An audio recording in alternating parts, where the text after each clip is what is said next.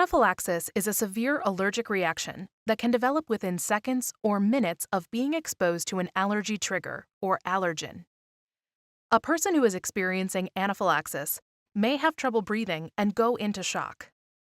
Because anaphylaxis is life-threatening, it is critical to act quickly to stop or slow its effects.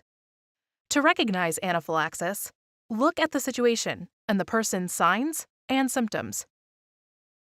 If you know that the person has been exposed to an allergen, look for trouble breathing or signs and symptoms of shock.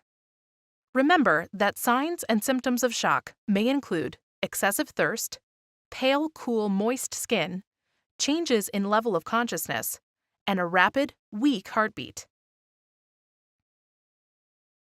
Unknown exposure plus trouble breathing or signs and symptoms of shock equals anaphylaxis. If you think the person may have been exposed to an allergen, look for any two of the following signs and symptoms. Any skin reaction, such as hives, itchiness, or swelling. Swelling of the face, neck, tongue, or lips. Trouble breathing. Signs and symptoms of shock. Nausea, vomiting, cramping, or diarrhea. Any two of these signs and symptoms, in combination with suspected exposure to an allergen, equals anaphylaxis. If you do not know whether the person has been exposed to an allergen, look for any skin reaction or swelling of the face, neck, tongue, or lips. If the person has a skin reaction or swelling, and the person is having trouble breathing or showing signs and symptoms of shock, then assume anaphylaxis.